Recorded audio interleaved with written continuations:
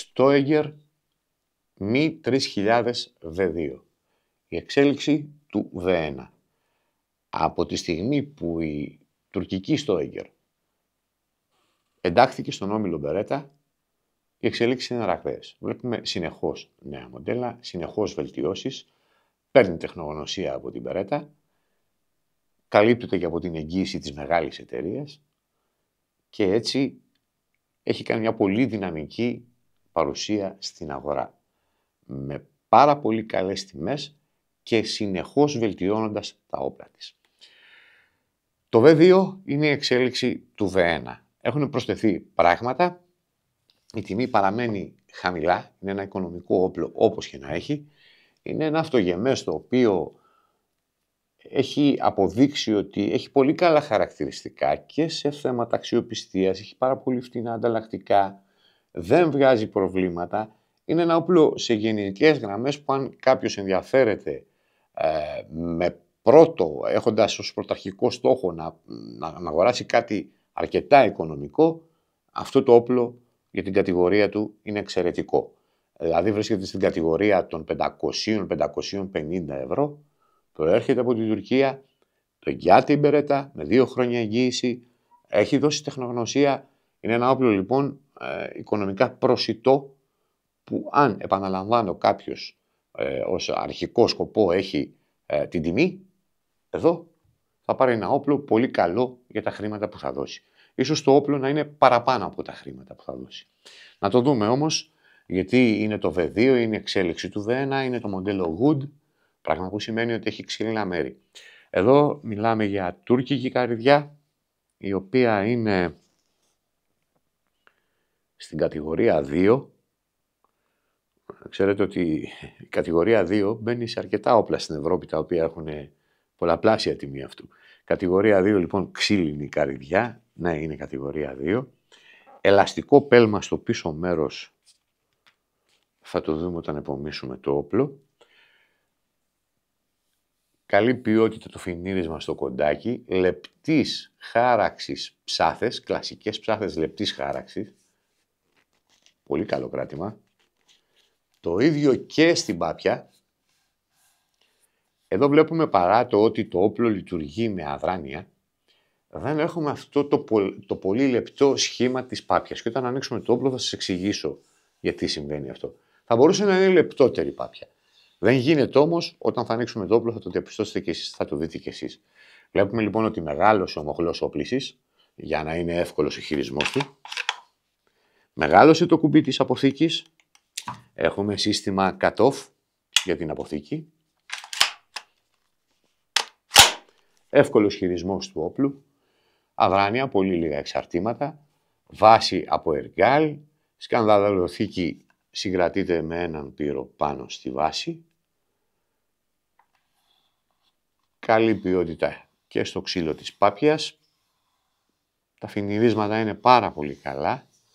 Οι εφαρμογές είναι αρκετά καλές. Θα δούμε και τις λεπτομέρειες. Βλέπουμε ότι εδώ στο επάνω μέρος της βάσης έχει υποδοχές, μπορεί να βιδωθούν δηλαδή βίδες για να πάρει βοηθητικά σκοπευτικά το όπλο και τις χώρες που επιτρέπεται. Η ασφάλεια είναι τοποθετημένη στο πίσω μέρος του υποφυλακτήρα. Είναι αρκετά φαρδιά. Δεν ενοχλεί το χέρι όταν θα αφαιρέσουμε τη σκανδάλη, θα την πιέσουμε μέσα δηλαδή για να είναι έτοιμο το όπλο να πυροβολήσει. Η πρόσβαση στο δάχτυλο είναι εύκολη, δεν ενοχλεί πουθενά. Παρά το ότι η ασφάλεια είναι στο πίσω μέρος του υποφυλακτήρα. Έχει καλό κράτημα το όπλο, καλά σημεία κρατήματος. Καθαρή γραμμή σκόπευσης. Στο πίσω μέρος η γραμμή σκόπευσης ξεκινάει με μια πολύ μικρή, πολύ ελαφριά γωνία. Δεν είναι καμπύλη, κάνει μια πάρα πολύ μικρή γωνία στο σημείο αυτό. Ρίγα με φάρδος με πάχος 6 χιλιοστά. Ακίδα σκόπευσης από οπτική ίνα. Να ανοίξουμε όμως το όπλο να δούμε και το εσωτερικό, να δούμε πώς είναι μέσα. Αν λύνει και δένει εύκολα. Η βίδα είναι από αλουμίνιο, πάρα πολύ ελαφριά. Καλή σχεδίαση έχει, ακόμα και με βρεγμένα χέρια μπορούμε να τις βιδώσουμε ή αν φοράμε γάντια. αφαιρέσουμε την πάπια από πάνω. Βγαίνει μαζί με την κάνη. Γιατί περνάει το δαχτυλίδι μέσα. Εδώ λοιπόν βλέπουμε το λόγο γιατί δεν μπορεί να βγει πολύ λεπτή η πάπια. Γιατί το ελαττήριο που επανατάσσει το κλίστρο βρίσκεται μπροστά, περιβάλλει την αποθήκη φυσικίων. Από τη στιγμή λοιπόν που το ελαττήριο βρίσκεται μπροστά και περιβάλλει την αποθήκη των φυσικίων, δίνει όγκο και ανάλογα πρέπει να είναι και το εσωτερικό της πάπιας για να μπορεί να βάλει αυτά τα εξαρτήματα μέσα, να δεχτεί αυτά τα εξαρτήματα, το ελαττήριο και το σιδηρόδρομο. Εδώ βλέπουμε ότι το κλίστρο διαθέτει περιστροφική κεφαλή που κλειδώνει σε δύο σημεία στην ουρά της κάνης, περιστρέφεται μηχανικά και κλειδώνει, εξολκαίας, περιστροφική κεφαλή, βρίσκεται πάνω σε σιδηρόδρομο, ο οποίος είναι από αλουμίνιο. Η λειτουργία του όπλου, όλα τα εξαρτήματα, τα κινητά μέρη του όπλου είναι το κλίστρο, ο σιδηρόδρομος και το ελαττήριο που επανατάσσει το κλίστρο μπροστά. Απλό, εύκολο. Να δούμε όμως και την κάνη. Η κάνη έχει θαλάμι μήκους 76 χιλιοστών, μπορεί να φιλοξενήσει δηλαδή και φυσίγια Magnum, μπορεί να ρίξει φυσίγια με ατσάλινα σκάγια, έχει την πιστοποίηση από τον τουρκικό φορέα, είναι ο φορέας των μηχανολόγων, κρατική υπηρεσία, η οποία εγγυάται τα όπλα. Οι δοκιμές γίνονται στα 1370 μπαρ και μάλιστα σε κάποια εργοστάσια γίνονται με 2 φυσίγια και όχι με ένα που γίνεται στην υπόλοιπη Ευρώπη. Ρίχνουν δηλαδή 2 φυσίγια των 1370 μπάρ για να δοκιμάσουν τα όπλα. Οι κάνες κατασκευάζονται στην Τουρκία, στο δεύτερο όροφο της Στόιγκερ. Υπάρχει τμήμα που βγάζει τις κάνες, βάφονται με την κλασική χημική βαφή, με τον κλασικό τρόπο. Οι κάνες βγαίνουν με βαθύ τρυπανισμό. Έχω επισκεφτεί το εργοστάσιο και έχω δει τη μονάδα γενικότερα. Πραγματικά κάνουν καλή δουλειά.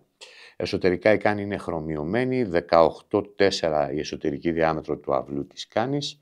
Τα τσοκ είναι 5 εκατοστών. Βλέπουμε ότι το όπλο, παρά το ότι είναι αδρανείας, έχει μεγάλο δαχτυλίδι.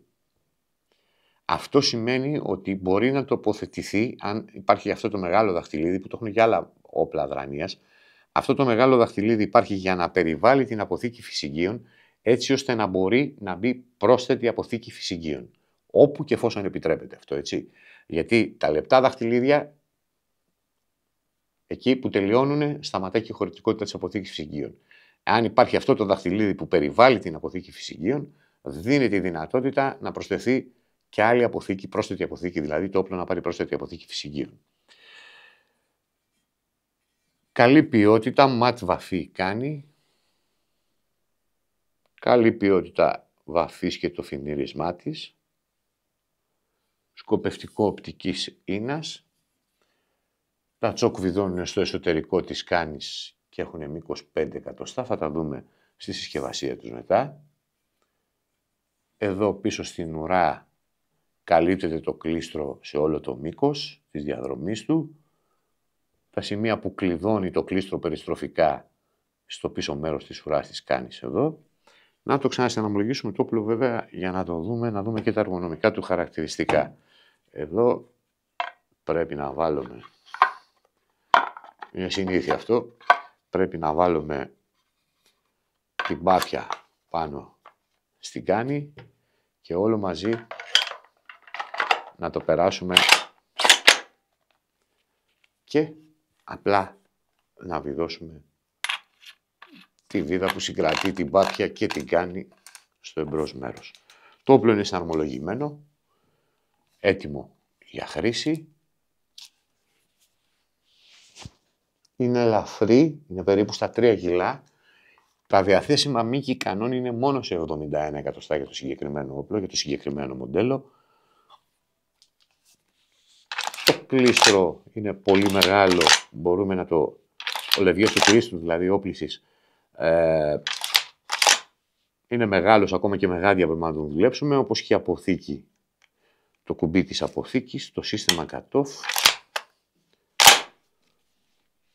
Κλείνει-δένει εύκολα, έχει καλά σημεία κρατήματος, λεπτές οι ψάθες, ωραίες, προσφέρουν σταθερό κράτημα, καθαρή γραμμή σκόπευσης, ελαφρύ όπλο, λειτουργεί με αδράνεια.